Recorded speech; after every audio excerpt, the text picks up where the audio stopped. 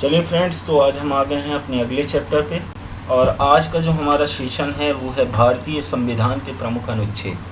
प्रमुख अनुच्छेदों से संबंधित जितने भी प्रश्न हैं आज इस वीडियो में हम उन्हें कवर करेंगे। चलिए तो स्टार्ट करते हैं आज का सेशन। सबसे पहला है संविधान सभा द्वारा अंतिम रूप से पारित संविधान में कुल कितने अनुच्छेद तथा अनुसूचियाँ हैं। तो जो पारित किया गया था संविधान सभा द्वारा, तो उसके द्वारा जो अनुसूचियाँ और अनुच्छेद थे तो वो कितने थे आपके 395 अनुच्छेद और 8 अनुसूचियाँ थे। वर्तमान में देखें तो अनुच्छेद में अंतिम अनुच्छेद 395 ही है, लेकिन गणना में लगभग 450 के करीब जो है आपके अनुच्छेद माने जाते हैं। अनुसूचियों की संख्या कितनी है? 12। ठीक है। चलिए अगला क्वेश्चन है, वर्तमान समय में भारतीय संविधान में गणना की दृष्टि से कुल कितने अनुच्छेद और अनुसूचियाँ हैं। तो अगर गणना की जाए तो गणना में आपको पता है कि लगभग 445, अब वर्तमान में 443 के समथिंग है। और गणना की बात कर रहा है तो हमको कितना लगाना है, तो यहाँ पे 443 अनुच्छेद एवं 12 अनुसूचियाँ मानी जाएंगी। ऑप्शन नंबर डी इसका सही आंसर माना जाएगा। ठीक है। चलिए नेक्स्ट क्वेश्चन आपकी स्क्रीन पर ये रहा, वर्तमान में भारतीय संविधान में धाराओं की कुल संख्या कितनी है, तो 395। ठीक है ना। तो ऑप्शन नंबर बी इसका सही आंसर है। नेक्स्ट क्वेश्चन है, संविधान के किस अनुच्छेद में अंकित है कि इंडिया अर्थात भारत राज्यों का एक संघ होगा। तो आपको पता है अनुच्छेद 1 में ही सबसे पहले ये बात कही गई है, भारत अर्थात इंडिया या इंडिया अर्थात भारत राज्यों का एक संघ होगा। ठीक है। चलिए बढ़ते अगले क्वेश्चन की ओर। अगला क्वेश्चन है, संविधान के अनुच्छेद 1 में भारत को क्या कहा गया है? परिसंघ, महासंघ, परिसंघ प्रबल एकात्मक आधार के साथ तथा राज्यों का संघ। तो ऑप्शन नंबर डी राज्यों का एक संघ किसे कहा गया है? भारत। अनुच्छेद 1 क्या कहता है? अभी पिछले क्वेश्चन में बताया, भारत अर्थात इंडिया राज्यों का एक संघ होगा। तो ऑप्शन नंबर डी इसका क्या माना जाएगा? सही आंसर माना जाएगा। अगला अनुच्छेद है, भारतीय के संविधान के किन अनुच्छेदों में नागरिकता संबंधी प्रावधान है? ऑप्शन ए 1 से 5, ऑप्शन बी अनुच्छेद 5 से 11, ऑप्शन सी अनुच्छेद 12 से 35, ऑप्शन डी अनुच्छेद 36 से 51। तो 1 से 4 तक का जो अनुच्छेद है उसमें तो भाग 1 के बारे में बताया गया है, राज्यों के संघ के बारे में। अनुच्छेद 5 से जो 11 है वो भारत के नागरिकता संबंधी प्रावधान दिए गए, जबकि 12 से 35 आपके किससे हैं? मौलिक अधिकार से। 12 से 36 से 51 आपके राज्य के नीति निर्देशक तत्वों को शामिल किया गया। बढ़ते अगले क्वेश्चन की ओर। अगला क्वेश्चन है कि निम्नलिखित में से किन अनुच्छेदों द्वारा भारतीय संविधान के नागरिकों के मूल अधिकारों का विवरण या मूल अधिकार निश्चितता प्रदान करते हैं? तो अभी मैंने बताया कि अनुच्छेद 12 से लेके जो 35 तक का आर्टिकल है जो वो हमारे मौलिक अधिकारों का वर्णन करता है, अर्थात इसका ए नंबर का ऑप्शन क्या माना जाएगा? सही माना जाएगा। बढ़ते हैं अगले क्वेश्चन की और अगला क्वेश्चन है कि नौकरियां तथा शैक्षणिक संस्थानों में समाज के कमजोर वर्ग के लिए आरक्षण उपलब्ध कराने के लिए केंद्र सरकार को संविधान का कौन सा अनुच्छेद जो है अधिकार प्रदान करता है? तो अनुच्छेद 16 जो है वो इन संबंधी प्रावधान में उन्हें केंद्र सरकार को अधिकार प्रदान करता है। इसका ऑप्शन नंबर बी क्या माना जाएगा? सही आंसर। अगला है कि अस्पृश्यता का उन्मूलन कौन सा अनुच्छेद करता है? इस सभी प्रश्नों का एक सार निकलता है। तो अनुच्छेद 17 जो है वह आपका अस्पृश्यता का अंत यानी कि छुआछूत जैसी व्यवस्थाओं को, पारंपरिक व्यवस्थाएं जो चली आ रही थी रूढ़िवादी, उन्हें समाप्त करने का प्रावधान करता है या निषेध करता है। अगला क्वेश्चन आपकी स्क्रीन पर यह रहा कि भारतीय संविधान का कौन सा अनुच्छेद राष्ट्रपति के पद के लिए पुनर्निर्वाचन की योग्यता निर्धारित करता है? तो ऑप्शन नंबर डी यानी कि अनुच्छेद जो 57 है वो यह बताता है कि राष्ट्रपति अपने पद पर यानी कि एक ही व्यक्ति राष्ट्रपति कई बार राष्ट्रपति के पद के लिए जो है चुनाव लड़ सकता है। ऑप्शन नंबर डी इसका क्या माना जाएगा? सही आंसर माना जाएगा। नेक्स्ट क्वेश्चन आपके स्क्रीन पर ये रहा कि भारतीय संविधान के अंतर्गत किस अनुच्छेद के अंतर्गत भाषण एवं अभिव्यक्ति की स्वतंत्रता के अधिकार की गारंटी दी गई है? तो ऑप्शन नंबर ए अनुच्छेद 19 में हमें वाक देखा जाए तो वाक की स्वतंत्रता, बोलने की स्वतंत्रता और भाषण एवं अभिव्यक्ति की स्वतंत्रता दी गई। ठीक है। इसके अंतर्गत भी कई सारे नियम बताए गए हैं, क्या क्या आप कर सकते हैं, जैसे प्रेस की स्वतंत्रता, हड़ताल इत्यादि की स्वतंत्रता, है ना, निरायुध होकर जो है आप संगठन बना सकते हैं, इत्यादि सब आपको यहाँ पे प्राप्त होता है। अगला क्वेश्चन है कि भारतीय संविधान के किस अनुच्छेद में प्रेस की स्वतंत्रता दी गई है? तो अनुच्छेद डी, अभी बताया मैंने, अनुच्छेद डी जो है आपका सही आंसर माना जाएगा। ठीक है, यानी कि 19 के तहत हमको क्या दिया गया है? तो 19 के तहत प्रेस की स्वतंत्रता दी गई है। अगला क्वेश्चन आपके स्क्रीन पर ये रहा, मौलिक अधिकार के अंतर्गत कौन सा अनुच्छेद बच्चों के शोषण से संबंधित है? चलिए, तो इसका सही आंसर क्या है? अनुच्छेद 24, ऑप्शन नंबर डी, जो कि बच्चों के शोषण से संबंधित उनको यानी कि अधिकार को निषेध करता है। ठीक है, बढ़ते हैं अगले क्वेश्चन की ओर। अगला क्वेश्चन है कि भारतीय संविधान में किस अनुच्छेद में अल्पसंख्यकों के हितों की संरक्षण की बात कही गई है? तो जो आपका ऑप्शन नंबर यहाँ पे अनुच्छेद 32, 29, 19 और 14, इसका सही आंसर क्या है आपका? अनुच्छेद 19।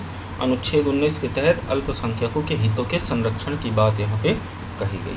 बढ़ते अगले क्वेश्चन की ओर। अगला क्वेश्चन स्क्रीन पर ये रहा कि कौन से अनुच्छेद के अंतर्गत भारत का सर्वोच्च न्यायालय नागरिकों के मौलिक अधिकारों की रक्षा करता है? तो ऑप्शन नंबर डी, 32वां जो अनुच्छेद है, उसी के तहत हमारा सुप्रीम कोर्ट हमारे मौलिक अधिकारों की क्या करता है? रक्षा करता है। अगला क्वेश्चन आपकी स्क्रीन पर ये रहा कि भारतीय संविधान के अनुच्छेदों में राज्य के नीति निर्देशक तत्वों का उल्लेख है? तो 36 से 51, ऑप्शन नंबर डी, सी इसका सही आंसर है। 36 से 51 तक भारत के नागरिकों के लिए राज्य के नीति निर्देशक तत्वों को रखा गया।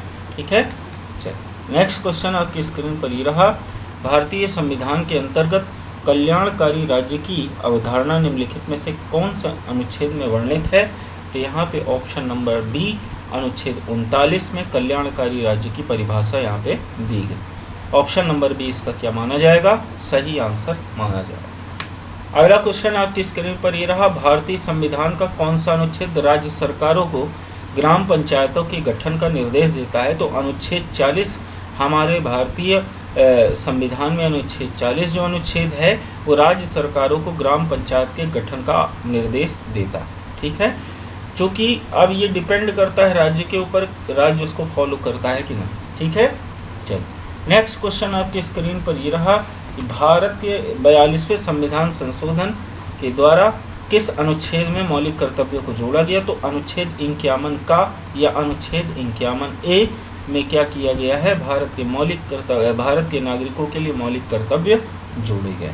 ठीक है, नेक्स्ट क्वेश्चन आपकी स्क्रीन पर ये रहा कि भारतीय संविधान के किस अनुच्छेद में मौलिक कर्तव्यों की चर्चा की गई है? ठीक है, तो अनुच्छेद 51A में मौलिक कर्तव्यों की चर्चा की गई है। तो ऑप्शन नंबर बी इसका क्या है? सही आंसर। ठीक है, चलिए अगला क्वेश्चन आपकी स्क्रीन पर ये रहा कि संघ की कार्यपालिका शक्ति में निहित होगी, राष्ट्रपति में निहित होगी, जिसका प्रयोग कर वह स्वयं या अपने अधीनस्थ अधिकारियों के द्वारा करेगा। तो अनुच्छेद 52 के तहत अनुच्छेद 53 के तहत उसको जो है ये अधिकार प्राप्त। ठीक है, तो ऑप्शन नंबर सी इसका क्या माना जाएगा? सही आंसर माना जाएगा। चलिए बढ़ते हैं अपने अगले क्वेश्चन की ओर। अगला क्वेश्चन आपकी स्क्रीन पर ये रहा, भारत के संविधान के किस अनुच्छेद के अंतर्गत भारत के राष्ट्रपति पर महाभियोग चलाया जा सकता है? तो अनुच्छेद 61 में ये प्रावधान दिया गया है कि राष्ट्रपति द्वारा कदाचार या संविधान का उल्लंघन करने पर उस पर महाभियोग की प्रक्रिया चलाई जा सकती। ठीक है, चलिए तो नेक्स्ट क्वेश्चन आपकी स्क्रीन पर ये रहा, संविधान के किस अनुच्छेद में उपराष्ट्रपति के पद का जो है प्रावधान दिया गया है? तो अनुच्छेद 63 जो है वो संविधान में उपराष्ट्रपति के पद के लिए जो है उसका उल्लेख करता है। तो अनुच्छेद 63 उपराष्ट्रपति के पद के प्रावधान के बारे में हमें इंगित करता है, वर्णित करता है। अगला क्वेश्चन आपके स्क्रीन पर ये रहा कि संविधान के किस अनुच्छेद के अंतर्गत मंत्रीगण सामूहिक रूप से लोकसभा के प्रति उत्तरदायी हैं?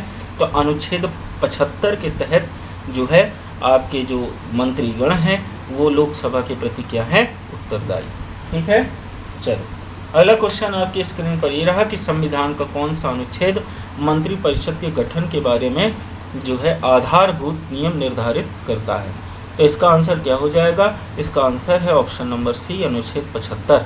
ठीक है ना, लोकसभा के प्रति उत्तरदायी भी है और साथ में उनके आधारभूत नियम को निर्धारित भी करता है। नेक्स्ट क्वेश्चन है कि भारत के महान्यायवादी जिन्हें अटॉर्नी जनरल कहा जाता है, अटॉर्नी जनरल ऑफ इंडिया से नियुक्ति से संबंधित कौन सा अनुच्छेद है? तो अनुच्छेद 76 भारत के न्यायवादी महान्यायवादी के नियुक्ति से संबंधित क्या है आपका अनुच्छेद। ठीक है, चलिए नेक्स्ट क्वेश्चन आपकी स्क्रीन पर ये रहा कि कौन सा अनुच्छेद संसद के 2 अधिवेशनों के बीच 6 माह के अंतराल की अनिवार्यता का उल्लेख करता है? तो अनुच्छेद जो 85 है वो ये कहता है कि संसद के दोनों सत्रों के बीच में किसी भी प्रकार से 2 सत्रों के बीच में या 2 अधिवेशनों के बीच में किसी प्रकार से 6 महीने से अधिक का जो है अंतराल नहीं होना चाहिए। तो ये उपबंध अनुच्छेद 85 में किया गया। अगला क्वेश्चन है कि राष्ट्रपति संविधान के किस अनुच्छेद के अंतर्गत लोकसभा को भंग कर सकता है? तो अनुच्छेद 85 के ही तहत राष्ट्रपति संविधान के इस अनुच्छेद का प्रयोग करके लोकसभा को पूरी तरह से भंग कर सकता है। ठीक है, चलिए नेक्स्ट क्वेश्चन आपकी स्क्रीन पर ये रहा, संविधान के किस अनुच्छेद द्वारा संसद की संयुक्त बैठक का प्रावधान किया गया है? तो इमरजेंसी नंबर आपको 108 पता है, तो इसका सही आंसर क्या है? अनुच्छेद ऑप्शन नंबर बी, अनुच्छेद 108। ठीक है, चलिए इसकी अध्यक्षता लोकसभा का अध्यक्ष करता है। यदि वो न हो तो राज्यसभा का उपाध्यक्ष करेगा। यदि वह भी न हो, अच्छा लोकसभा का अध्यक्ष करेगा, अध्यक्ष न हो तो उपाध्यक्ष करेगा, वो न हो तो राज्यसभा का उपाध्यक्ष, और वो भी न हो तो मंत्रियों द्वारा एक किसी व्यक्ति को अध्यक्षता के लिए सदस्य को बैठाया जा सकता। ठीक है, चलिए नेक्स्ट क्वेश्चन, लोकसभा एवं राज्यसभा के संयुक्त अधिवेशन के विषय में प्रावधान संविधान के अनुच्छेद 108 में दिया गया है। अभी ही हमने इसको क्या किया है, चर्चा में लिया। ठीक है, चलिए बढ़ते हैं अगले क्वेश्चन की ओर कि संविधान के किस अनुच्छेद में धन विधेयक की परिभाषा दी गई है?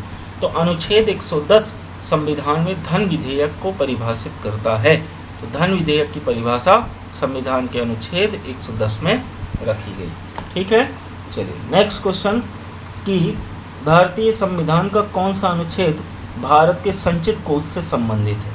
अनुच्छेद 112-29 ये भी माना जाता है, अनुच्छेद 146-3 ये भी माना गया है, अनुच्छेद 148-6 ये भी जो है माना गया। अतः ऑप्शन नंबर डी उपयुक्त सभी जो अनुच्छेद हैं वो भारत के संविधान के अंतर्गत संचित कोष से जो है संबंधित। अगला क्वेश्चन है कि भारत के संविधान का निम्नलिखित में से कौन सा अनुच्छेद भारत के राष्ट्रपति में अध्यादेश जारी करने की शक्ति प्रदान करता है? तो आपका अनुच्छेद 123 जो है भारत को संविधान में राष्ट्रपति को अध्यादेश जारी करने की या ऑर्डिनेंस पास करने की शक्ति प्रदान करता है। और यही अगर हम थोड़ा शब्दों को बदल दें 231 अगर हम कर दें तो ये राज्यपाल को अध्यादेश जारी करने की शक्ति प्रदान करता है। बढ़ते अगले क्वेश्चन की ओर। अगला क्वेश्चन है कि संविधान के किस अनुच्छेद में सर्वोच्च न्यायालय के न्यायाधीश पर महाभियोग चलाने का प्रावधान दिया गया है? तो ऑप्शन नंबर सी यानी कि अनुच्छेद 124 से सुप्रीम कोर्ट चालू होता है।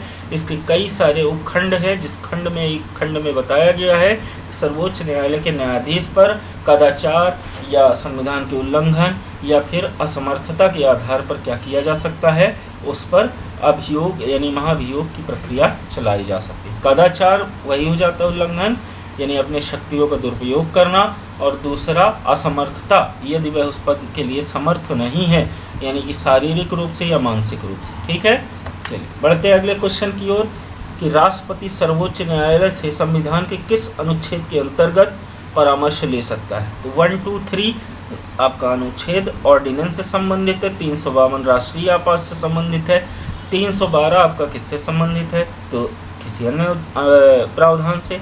143 जो अनुच्छेद है वो आपका किससे संबंधित है? राष्ट्रपति सुप्रीम कोर्ट से परामर्श ले सकता है तभी जब राष्ट्रपति चाहेगा, अदरवाइज राष्ट्रपति को स्वयं से सलाह वो नहीं दे सकता, और राष्ट्रपति इस सलाह को मानने के लिए बाध्य भी नहीं, ये भी बात आपको याद रखना। ठीक है, चलिए नेक्स्ट क्वेश्चन की ओर बढ़ते हैं कि सर्वोच्च न्यायालय द्वारा अपने सुनाए गए किसी निर्णय या आदेश का पुनरावलोकन कर सकता है। यह व्यवस्था संविधान के किस अनुच्छेद में उपबंधित है?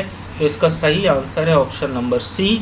ऑप्शन नंबर सी यानी कि अनुच्छेद 137 के तहत सुप्रीम कोर्ट के पास न्यायिक पुनरावलोकन की शक्ति प्रदान की गई। ठीक है, इसका सही आंसर ऑप्शन नंबर सी है। इस तरीके से हमने लगभग आज 37 क्वेश्चनों को देखा है, 37 क्वेश्चन को, और बढ़िया क्वेश्चन थे ये। इसके आगे के जो अनुच्छेद रहेंगे हम अगले वीडियो में लेके आएंगे। आज के इस वीडियो में केवल इतना ही। मिलते हैं अगले वीडियो में पुनः, तब तक के लिए नमस्कार।